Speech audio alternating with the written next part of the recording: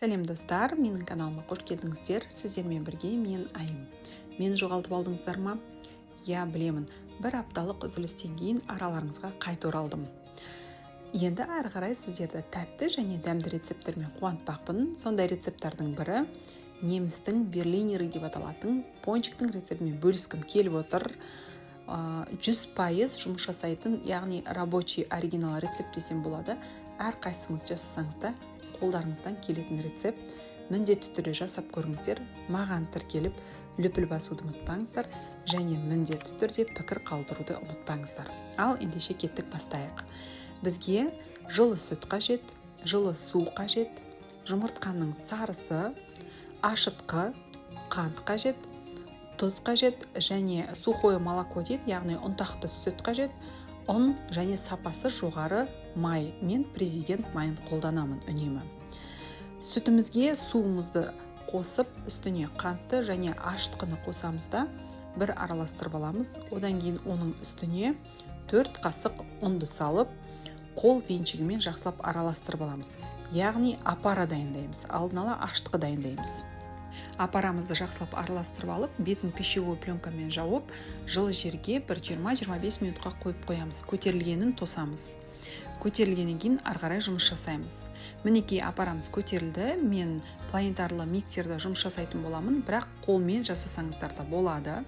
Планетарлы миксерға апарамызды құямыз. Менде ілмек, яғни крюк деп аталатын осындай насадка. Осы насадканы пайдаланамыз.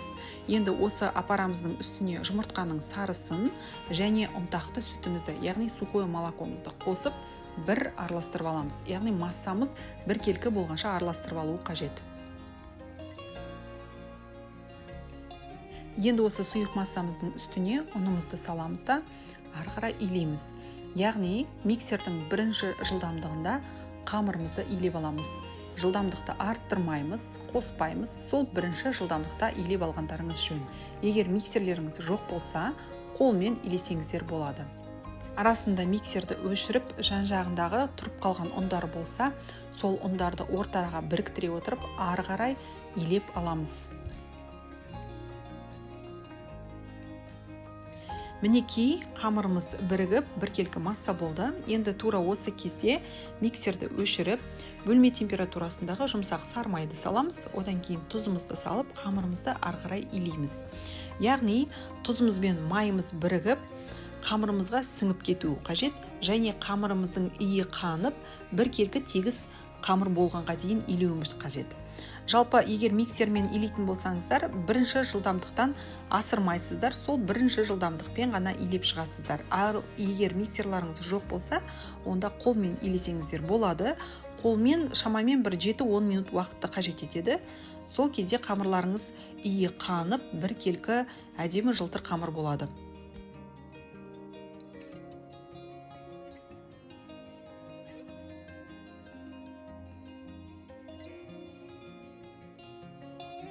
Мінекей қамырымыз өте жұмсақ және біркелкі иіған қамыр болды.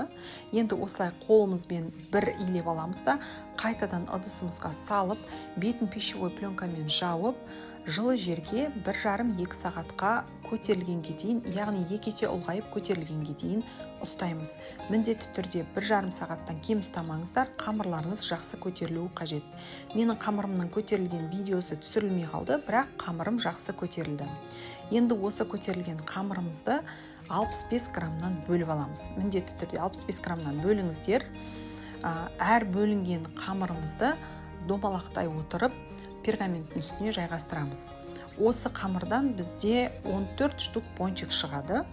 Енді осы тура видеодағыдай қамырымыздың түбінен ортаға қарай жинай отырып, түйіп аламыз да, қолымызбен домалата отырып, 4 бұрышты етіп қиылған пергаменттің үстіне орналастырып шығамыз. Тура видеодағыдай жасап шығасыздар және біздің пергаментіміздің жалпы көлемі қамырымыздан үлкендеу болуы қажет.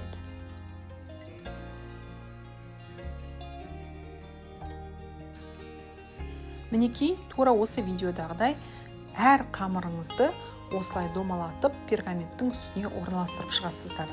Одан кейін осы қамырларымыздың бетін целлофанмен жауып шығамыз, яғни 1 сағатқа біз расстойкаға қоюымыз қажет.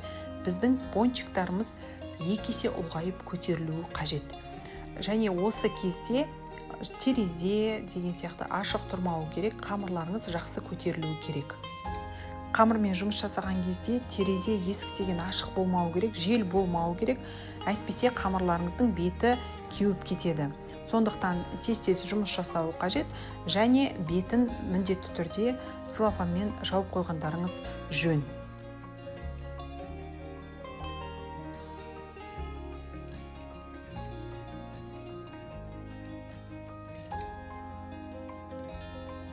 Мінекей 1 сағат өтті, расстойканың уақыты.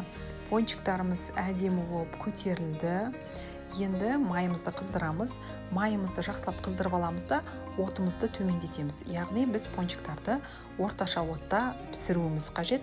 Себебі қатты отта пісірсеңіздер, пончиктарыңыз күйіп кетеді де, іші піспей қалады. Яғни біз пончигіміздің бір жақ бетін 2 минут, одан кейін аударамыз, екінші бетін тура солай 2 минуттан пісіреміз. Яғни әр пончикті 4 минуттан пісірген дұрыс. Енді міне тура видеодағыдай осы пергамент қағазмен саламыз, төмен қаратып. Бір жағын қызыл болғанша пісіреміз. Одан кейін пончиктарымызды аударғаннан кейін пергамент қағазын майдан алып тастаймыз.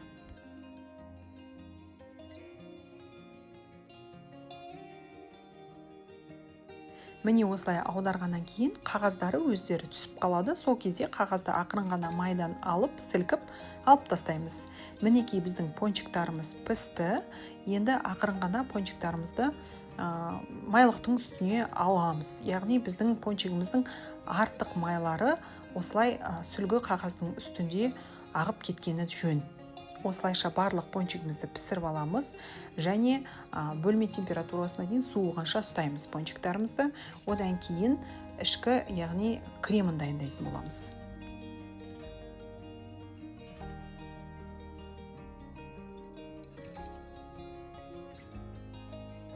Мінекей пончиктарымыз пісті, осылай бөлме температурасына қойып қоямыз. Енді қант ұнтағы мен қант араласқан қоспаға аунатып аламыз. Не болмаса таза қанттың өзіне аунатсаңыздар болады, не болмаса қант ұнтағының өзін сепсеңіздер де болады. Мен екеуін араластырып, қоспа жасап, осылай аунатып шықтым. Осылай пончиктарымызды аунатып алғаннан кейін тағы да қойып қоямыз. Ендігі кезекте креміне көшетін боламыз.